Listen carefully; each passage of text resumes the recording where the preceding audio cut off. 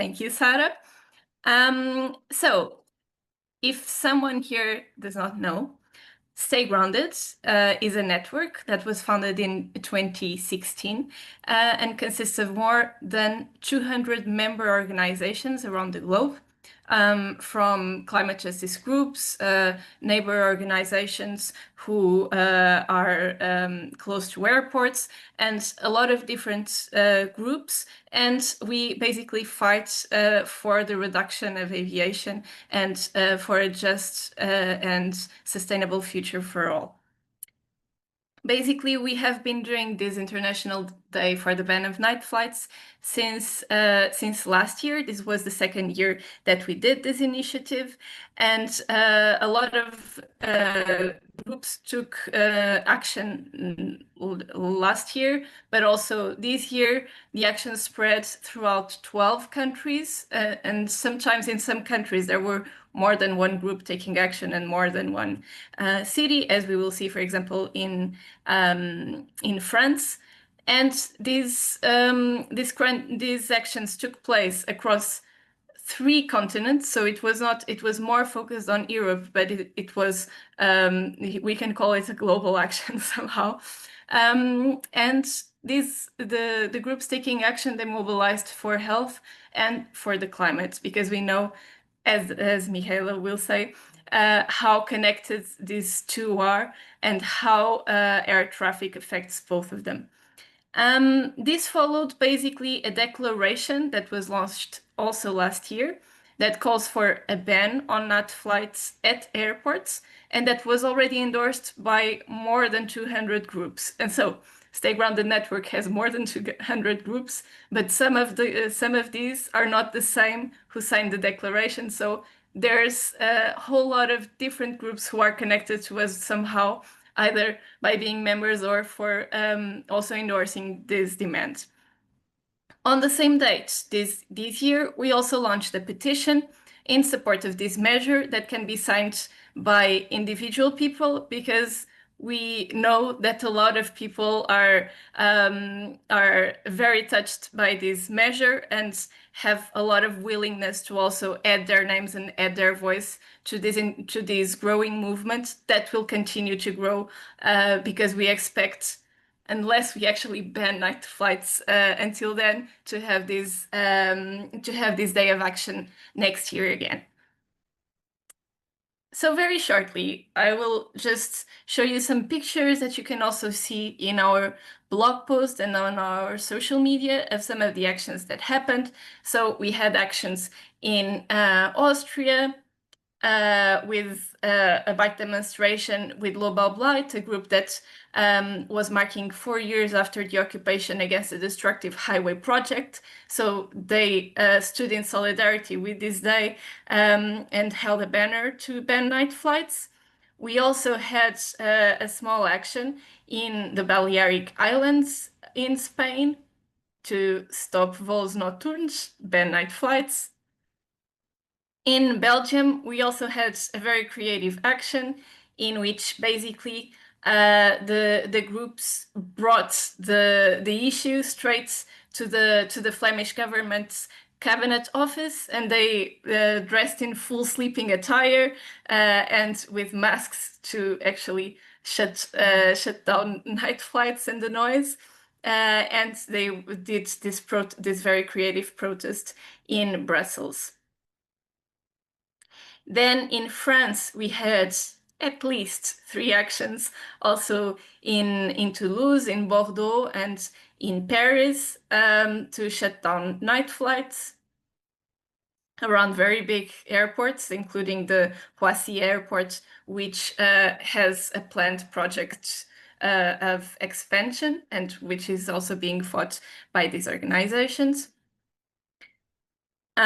We also had an action in Frankfurt with a long tradition, which has a long tradition also of organizing around the airport and the airport expansion, which joined together more than 100 people in a protest at the airport. This very creative action also happened in Hungary with this beautiful banner that is a repainting of the very known picture, the Scream, which pictures very, very well the nuisance of night flights over people. And we had also an action in Ireland that actually managed to interrupt or to at least disrupt traffic around the airport for at least 2 hours, which was really great. And it was also like the second year in a row that these actions to ban night flights happened there. We had an action in Luxembourg where the group who took action, Aero Rivera, staged a protest in front of, you cannot see here the tablet, but in front of the Air Navigation System Authority to bring this demand to this authority. And we also had a nice protest, symbolic protest in Lisbon where red lines against night flights, but also against airport expansion, were put on several balconies of windows on affected zones, including one of the buildings that is the Association of Lisbon Tenants, which is a housing group, housing being very an issue also connected to flying because of all of the touristification and rising rent prices. And we had an amazing action in South Korea with very beautiful birds, which is part basically of a birds and people's march that has been happening for several days and spanning 260 kilometers to stop the same, well, I'm not sure how to say this, but to stop a Korean airport expansion, Samangum, which I hope is not very badly pronounced, but you can also look at it in our website. And you also had a protest around Gatwick Airport, which unfortunately saw yesterday news of an expansion being approved, and you had actions by two groups that are mobilizing against airport expansion there and night flights.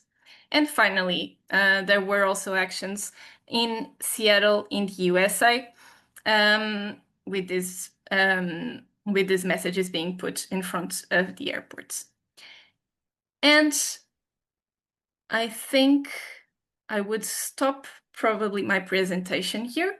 I refer you to these blog posts again that is on our website. You can look at it and see more details there and look at all the photos.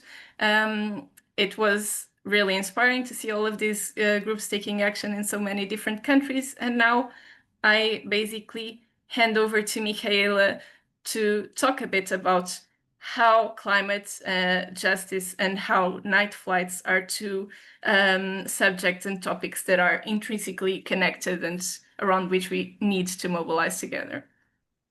Yes, hello everyone. Excited to be here and happy to see that so many of you came. So as Ines already told you, we now want to dive into the question of why banning night flights is one important, but only one step of many we need to take to reduce aviation, and why this reduction of aviation is necessary, not only from a health perspective, but also from a climate perspective, and a climate justice perspective. And I will try to argue in this presentation why. And all these reasons are interlinked. So, and as they are interlinked, also our efforts to reduce aviation should be interlinked. So if you fight against for a reduction of aviation out of health reasons, it makes sense to cooperate with people who fight for it due to climate reasons, because both are threatened by aviation, health and the climate. So many of you supported the ban on night flights campaign because of the health effects of flights.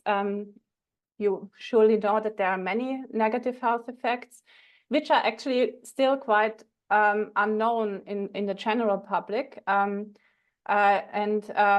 course, primarily for people living near airports. So we have on one hand the noise that's very disturbing. leading to sleep deprivation, hearing loss, hypertension, cardiovascular diseases, depression, stress, diabetes, cognitive disorders, especially in children, have a hard time learning, for example, living near airports, and even increased mortality. So there are a lot of studies pointing out these negative health effects of people affected by the airport noise. And here you also see in the graphic how a jet engine noise when taking off is even louder than a jackhammer. So it's really, and also the type of noise is very disturbing because it's not a constant noise, it's getting louder and less loud all the time. And then we have ozone and particulate matter as a health risk that could provoke the risk of lung cancer, asthma, heart disease, even premature birth is linked to ozone and particulate matter pollution. And then we also have the other group of frequent flyers and employees. Also, they are affected by the flying itself. So illnesses due to exposure to noise, germs, radiation, jet lag, also psychological issues frequent flyers have. That's also a group that is affected in a negative way. So night flights are especially harmful. So especially harmful to the climate. Why is that so? Night flights have an outsized climate impact. We have not only the CO2 emissions, which are harmful to the climate of aviation, we also have non-CO2 effects. And one of those are contrails. And these contrails form at night in a very heating way. So contrails that take place at night due to night flights are very climate damaging. So banning night flights actually would allow to immediately reduce the climate impact of aviation without having to go through these contrail avoidance measures, which are discussed about a lot. So there's an additional climate reason to ban night flights especially. And of course, night flights are especially harmful to health because additional to the effects that I just told you about, we also have the sleep disturbance. And we all know how important for our health good sleep is.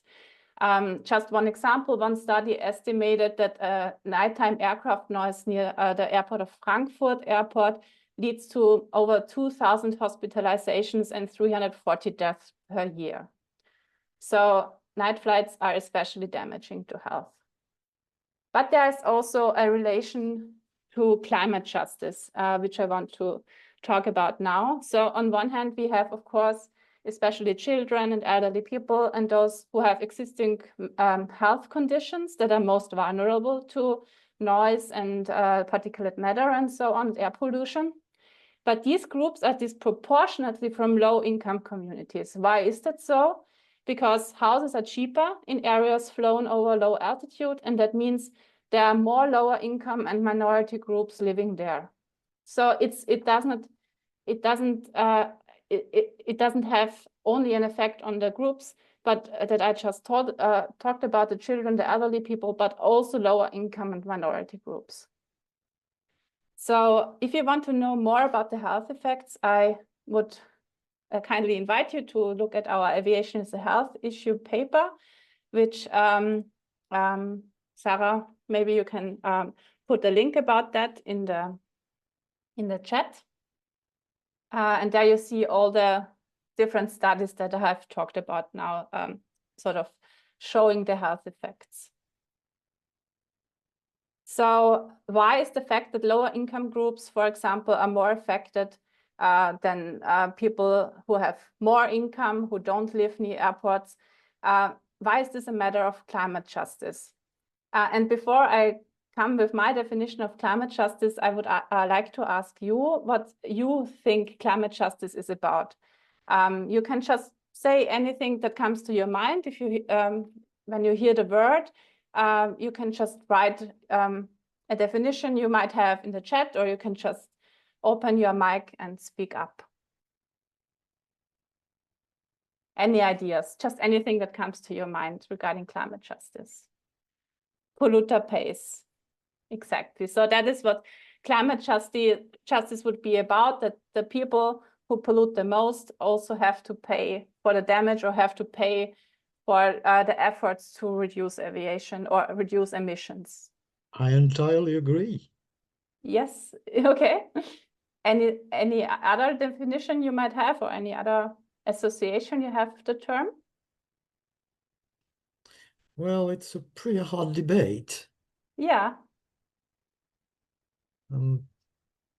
Climate injustice lies in the fact that poor people, as you've just said, have to bear the brunt of aircraft nuisances, and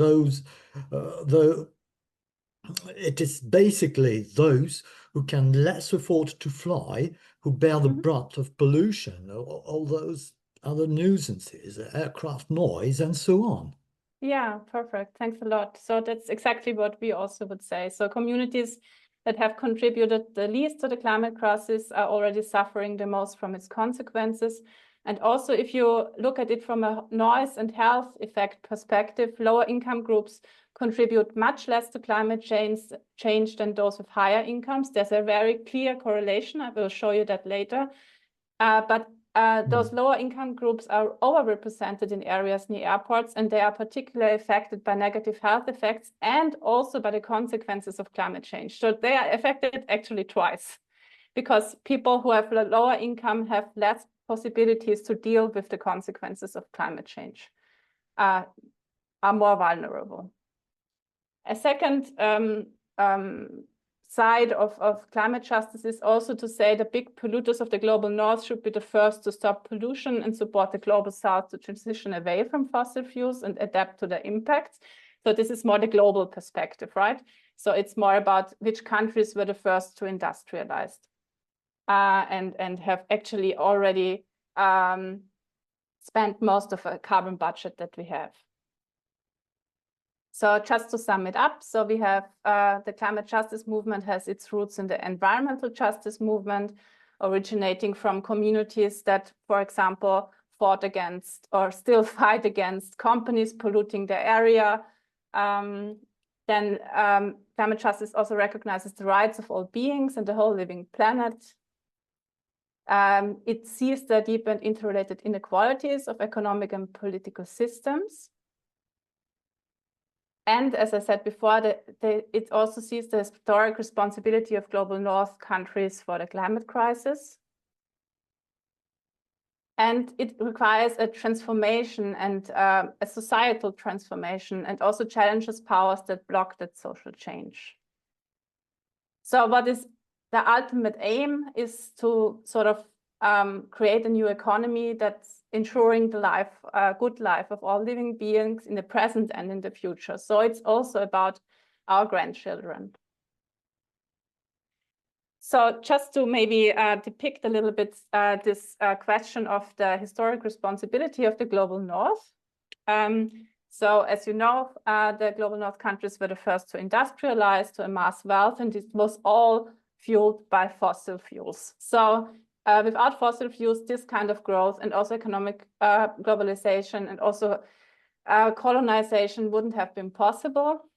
And there's an interesting study by Hickel who assumes a safe CO2 limit. So what's that about? So until 1990, where we were at 315 ppm atmospheric CO2, that was the safe CO2 limit.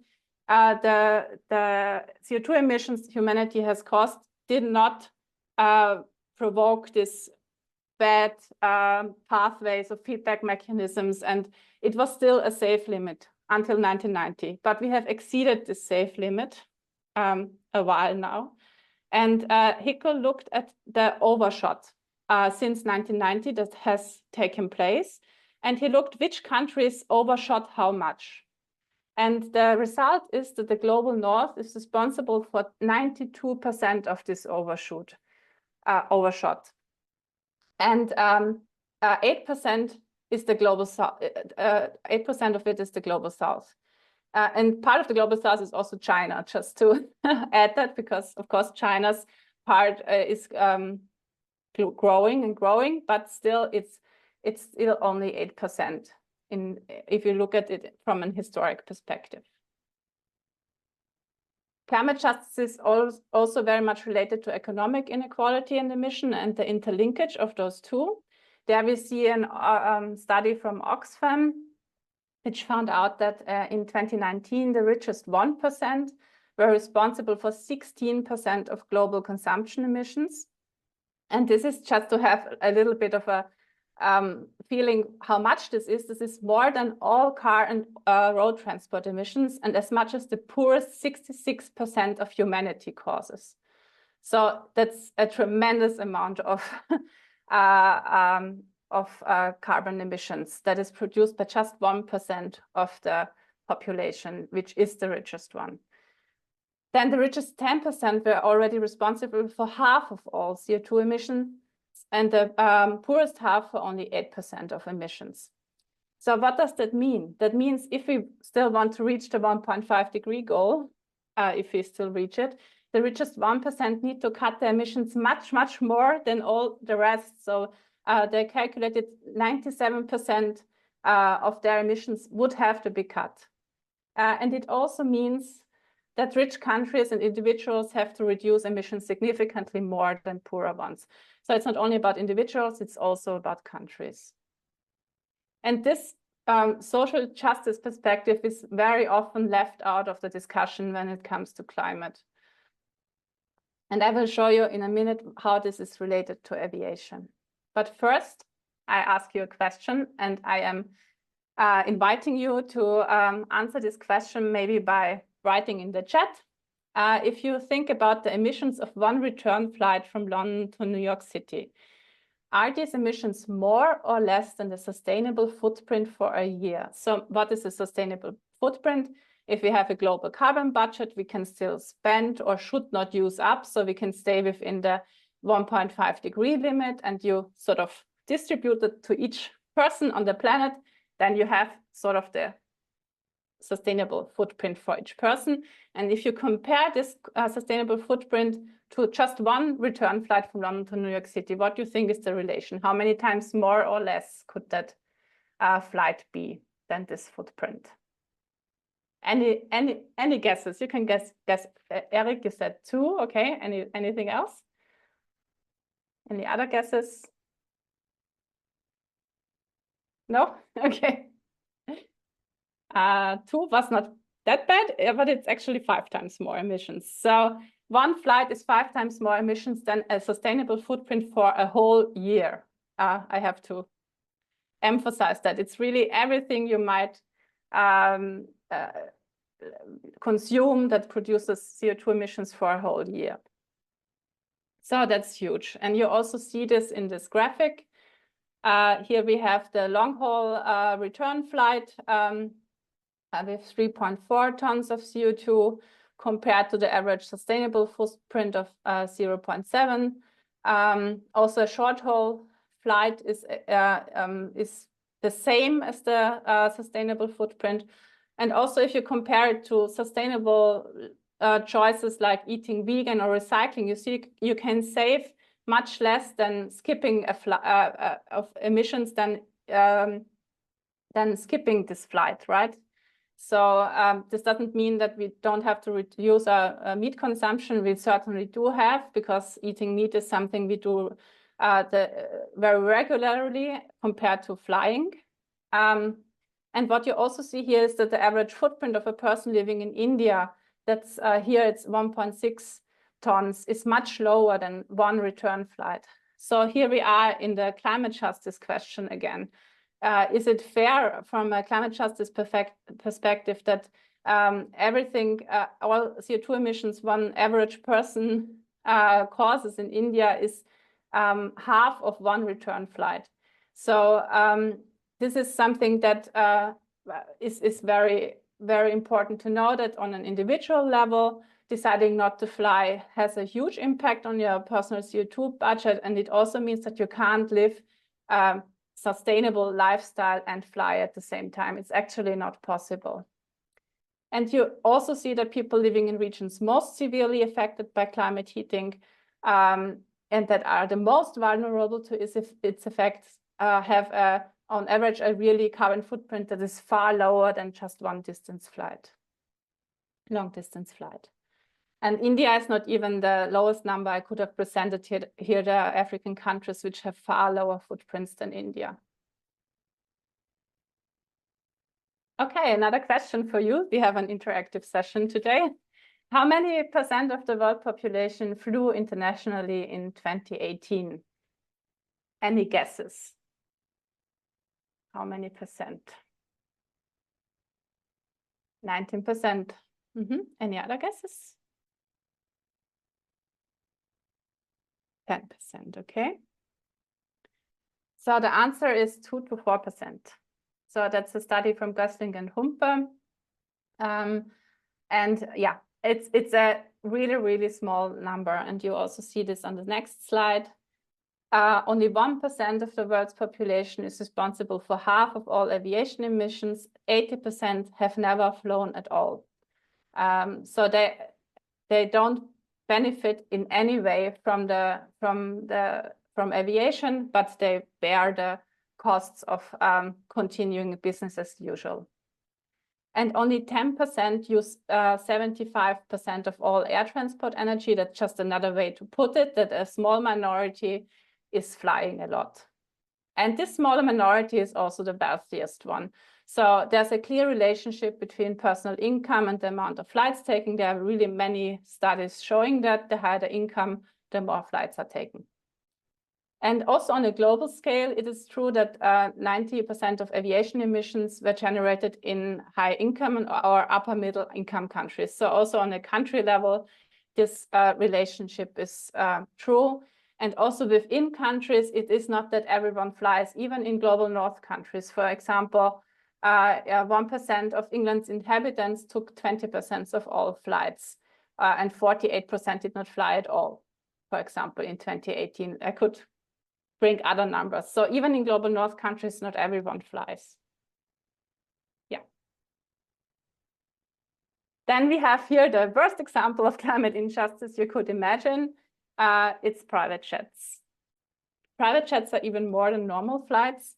They are 10 to 30 times more carbon intensive than a regular airline, regular commercial flight. And they are also, what is even worse, in more than half are short-haul flights, so below under 500 kilometers long. A typical flight is only about 2 hours long or 900 kilometers long. Also, private jet users don't really pay much taxes. They pay 3 to 7 times less taxes than passengers of commercial flights, or even no taxes in some countries.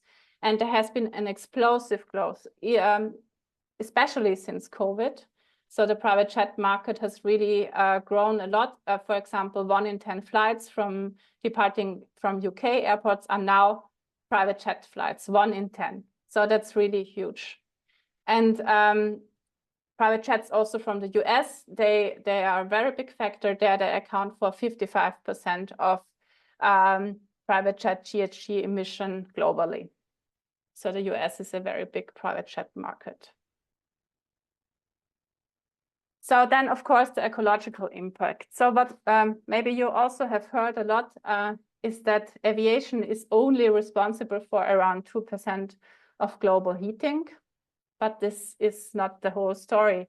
As I have already told you before a little bit, there are not only CO2 emissions caused by aviation, there are also non-CO2 effects.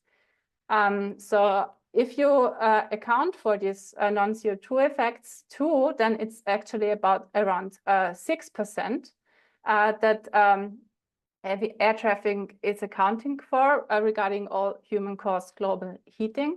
And this is because aircraft also produces condensation trails, contrails, and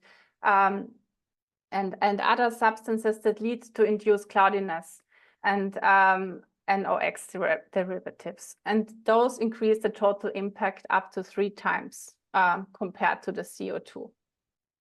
And those non-CO2 emissions are left out of a lot of reports.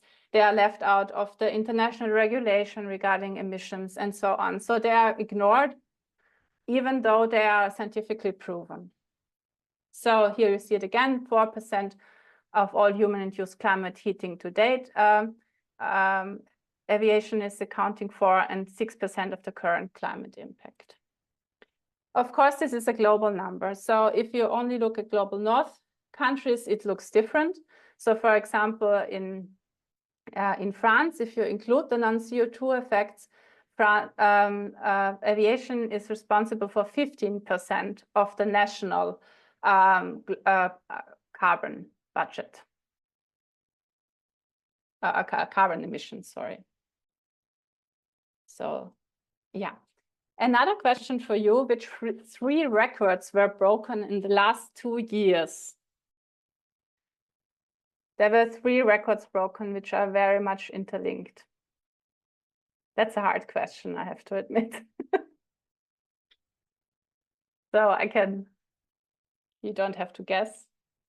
So the first record was globally the hottest day on record. This was on July 22nd, 2024.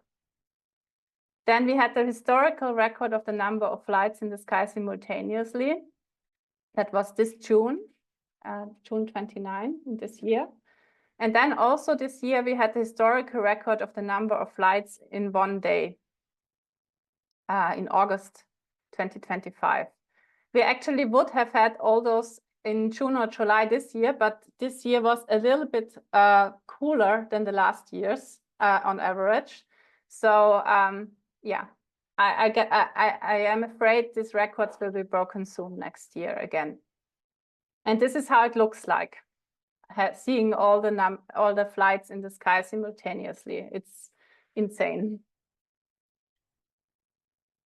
And this leads us to our next topic, the growth of aviation. So aviation grows constantly. Global aviation emissions doubled since 1980, and it increased by 33% just in 6 years between 2013 and 2019. And now you might say, okay, there was the COVID pandemic, maybe this changed something. Unfortunately, it didn't change much. So the global airline passenger traffic surpassed the 2019 numbers and has continued in February 2024 already. So actually already last year, we are back at pre-COVID levels, and it has continued to grow ever since. And we do assume a growth rate of 4.3% in revenue passenger kilometers per year, which is a doubling after every 26 years. So this is exponential growth. It's like this growth is really, growth rates are really a big problem. And also in the EU, we have a projection of a 62 increase in 2050 compared to 2019.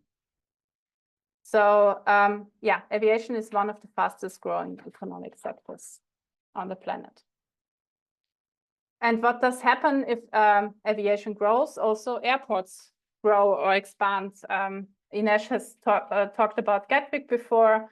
It's insane how many airport expansions are revived again all across Europe and worldwide. So we have hundreds of airports under construction right now around the world. And in these areas where they are constructed, many conflicts arise, since the projects themselves often cause ecological and social damage.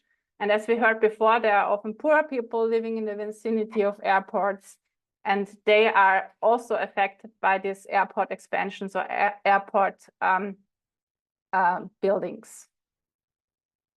And the picture that you see here is a picture of the Environmental Justice Atlas, which we very much recommend you to look into, where you can see different conflicts around the world due to airport construction projects. Another topic that comes up again and again when it comes to aviation sustainability and how can we fly in a green way are the so-called green solutions. Unfortunately, they are not that green. Just to quickly go through them, since we don't have that much time to talk about it in detail. So there are efficiency gains. Yes, planes became more and more efficient in the last decades. But as you have seen before, the growth of aviation is immense. So this growth is actually swallowing up this efficiency gains all the time. So they don't, it's like a drop in an ocean. Then we have electric aircraft. Right now, because of the weight of the batteries, it's only possible to have very small aircraft powered by electricity, and it's only suitable for short flights. It's something that is viable for example, to connect to islands or other things, but actually it's more efficient if you have a short flight to just step into the train, and if there's a train connection, of course, and go by train. Then we have biofuels or agrofuels. They are either made from waste or from crops. And both of them, also the ones made from waste, have serious ecological and social consequences, especially if they are used at scale. And they needed to be scaled up a lot. Right now, it's only around 0.2% of all kerosene or of all jet fuel is actually made from biofuels. So to replace the rest of the 99%, you have to scale up a lot. And that might have serious consequences. Then we have synthetic electric fuels or e-fuels. They could be an option for a very, very small number of flights, but also here they need a lot of renewable energy. And here we are at the justice aspect again. We have only a limited amount or a limited amount of renewable energy right now. And the question is, how much of this renewable energy should be given to the aviation sector? Wouldn't we need it more for grounded transport, more for heating homes, or more for, I don't know, food production? So this is also an ethical question. It's a question of climate justice. Where do we spend the renewable energy? Then we have the hydrogen planes. Also here, it's taking a lot of energy to produce hydrogen, and it's not viable for long flights before 2050, if ever. And the long flights are those that are actually the most climate damaging, of course, because they produce the most emissions. Then we have offsetting, a big topic. We can't go into detail right now. So offsetting, in the end, doesn't mean emission reduction. It's ineffective. There are ineffective offsetting projects due to different reasons, and they also lead to conflicts, land grabbing, and so on. And what all of those have in common, they all distract from the urgent need to reduce aviation now. Some of them might be viable for a very small number of flights, but in the end, we have to reduce aviation. It's not these solutions are not viable for this huge amount of flights that we have right now. And maybe Sarah, you can also post the link to our greenwashing fact sheets in the chat. Yeah, you already did. Thank you, Sarah. So if you want to know more about this, please check out these fact sheets. Then there's another thing I want to talk with you about. It's the reason that the question we get asked very often is why is flying so cheap? If flying was less cheap, many more people would take the train, for example. And so there are reasons for that. It's not just a coincidence.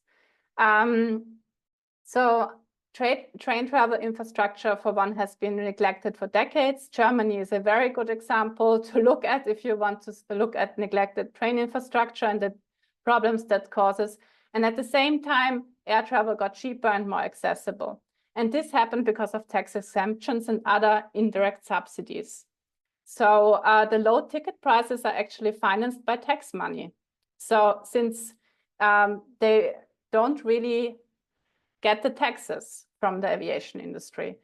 For example, EU governments lost out 34 billion of taxes alone in the year of 2022 because they refused to tax aviation. There's no EU-wide kerosene tax. There's an exemption from VAT, and so on. I could go on forever. And in the graphic, you see also, this is covering 71 countries. And there you see how gasoline and diesel are taxed in comparison to kerosene. So kerosene is really taxed on a very, very low level, in many countries, not at all. So this is just one example. So that's really a problem. And this is also a problem for grounded transport like train travel, because they are always having a disadvantage here, right? They have to pay the taxes for their fuel. So at the same time, also pointing out that the pressure on the employees is mounting. So we all hear of strikes all the time in the aviation industry. So also the working conditions are at the same time getting worse and worse. Another reason why aviation is so much promoted by our current system is our inadequate emissions regulation. Also here, I can just only say a few important things. So international aviation is not covered in the Paris Agreement, only national aviation in nations or domestic aviation is. Then we have CORSIA. CORSIA is the carbon offsetting and reduction scheme for international aviation by the ICAO, the International Civil Aviation Organization. And CORSIA is only about offsetting. It's not about reducing emissions. So it's only about buying offsets to say, okay, we can continue to pollute. It does not acknowledge the hugest part of the emissions, only a very small part. So we calculated in 2030, only 5% of the climate impact of aviation will actually be covered by CORSIA. And this only by offsetting. So it's actually a quite useless scheme. It's not about any really meaningful way of emission reduction. And then we have the EU emission trading system, which is better than CORSIA, but it still only covers intra-EU flights, which is of course not enough. It should also cover the flights going from and to Europe. And they ignore the non-CO2 effects that I have talked about, which are like the majority of the climate heating effects of aviation. They are monitoring them now, but it's not covered in the scheme, in the trading system. So this was maybe a bit depressing, but there are also things that can be done and that are actually viable as policy options.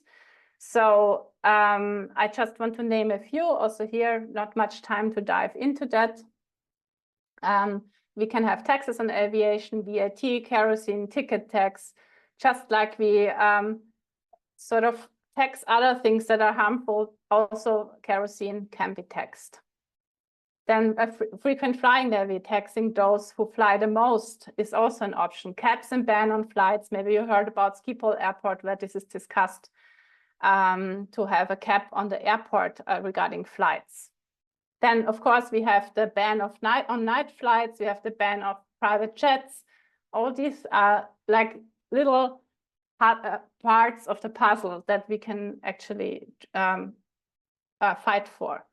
And then no new airport infrastructure, promote alternatives. There's a Back on Track conference. If you are interested, Back on Track is in the weekend. You can also join online, and Back on Track is fighting for night trains in Europe, a very interesting organization, also a member of Stay Grounded, and so on. So there are many, many options. If you are interested in these policy options, just click on the link that Sarah just posted in the chat. And of course, there are alternatives here. Just to also quickly say that if you compare train travel to plane travel, you see the huge difference in climate impact it has. These are numbers from Austria, where train travel is primarily fueled by renewable energy, which is where we have to go to. And yeah, so that's a huge difference. And also really talking about the I know that train travels or also bus journeys can be very exhausting, but they can also be enjoyable.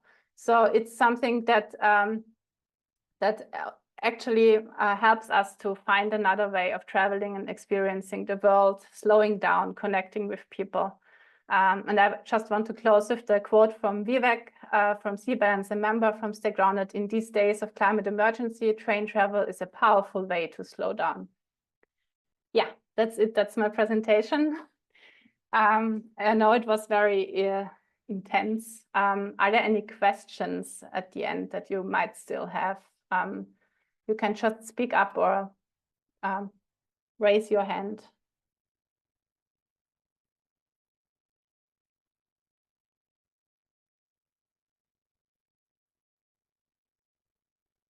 Any questions?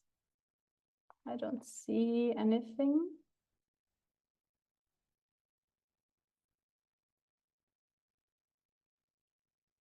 Okay. Doesn't matter if everything was clear, then it's good. If you want to know more, you can. So we have a training coming up in November. It will also be a little bit focused on the US context, but it's free. It's open for everyone to join. If you are interested to join this training, yeah, just sign up by clicking on the link that Sarah just posted in the chat. And I would be very happy to see you there. And then we can really dive into all these topics of greenwashing and policies and so on. If you have raised your hand. Yeah, and the problem is that flying is very often a lot cheaper than rail travel, and Yeah. this is part of climate injustice. It's actually a huge injustice because I would be more happy to go to travel by train all the time. But Yeah. what about a destination where flying is cheaper than going by train? That's a real case of conscience. Yeah. And I think it's also an injustice because many more people would benefit from a functioning rail infrastructure than from flights, right? Because that's something that is, yeah, also for short distances, and it's actually grounded transport is accessible to many more people. So yeah, it's an injustice on many levels. I totally agree with you, Eve, on that one. And I mean, I think Greenpeace just released a study comparing the prices between train tickets and plane tickets for different destinations. Maybe I can find that somewhere and send it to you. But yeah, it's very like, especially the high-speed trains, they are very expensive. And if you compare them to plane tickets, they are always much more expensive. For example, I think they found out London, Barcelona is the most expensive one, or the most, also compared to a flight. That was one of their results. You don't have to go to Barcelona. Well, we had a conference in Barcelona, but we traveled there by train. And I tell you, it is very, very hard to go from Vienna. Yeah, from Vienna to Barcelona, it was getting there was an adventure. Austria is such a beautiful country. Yeah, it's nice. I like to So live is there. France. Yes, Yun, we will be happy to share the slides. I guess we can do that, Sarah, right? Yeah. Yes, it is. Actually, touristification was one of the topics. That's why we chose Barcelona as a conference place, because, yeah, 80% of tourists actually arrive per plane there. And that was, we also are in contact with many groups fighting the touristification and the over-tourism of exactly locations like Barcelona. There's a very clear relation to aviation. Okay. Anything else, Ines and Sarah, you want to say at the end? Yes, thank you so much, Michaela, for this. It was really like climate injustice and health issues 101. It's a really amazing presentation. And I'm just going to very quickly share my screen once again, just to close this session. So yes, here it is.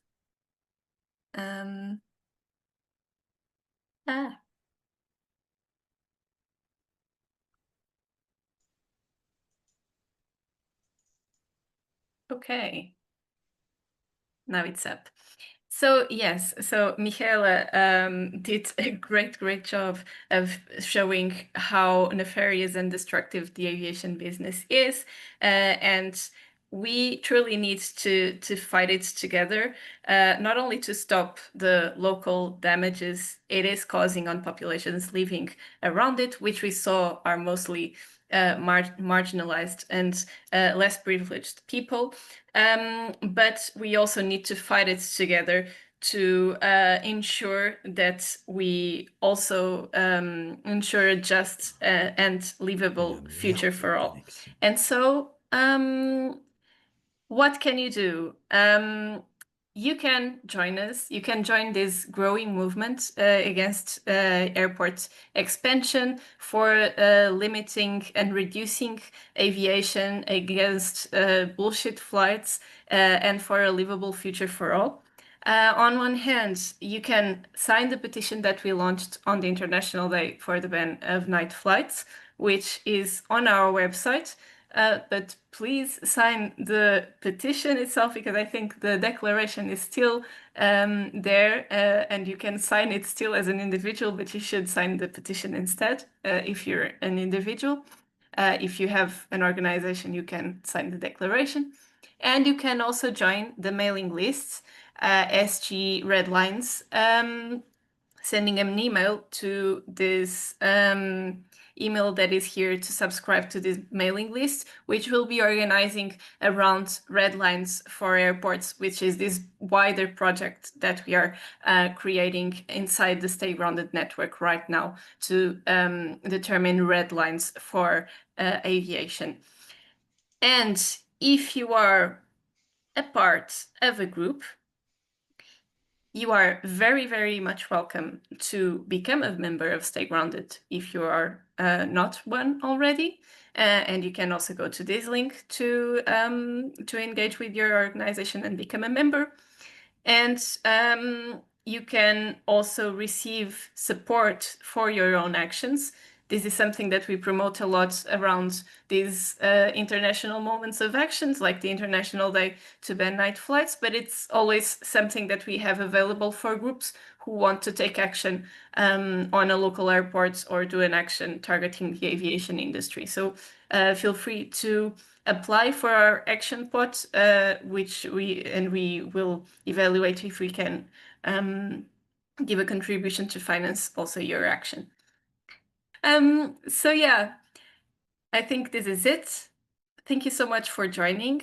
Never lose the sight of battling together and joining forces to battle this industry, because it's huge, but the stakes are very high, as Michaela was describing, and we need to be forging close alliances and battling together, not just in our local context, but in a wider global context. So I hope you enjoyed the webinar, and see you soon.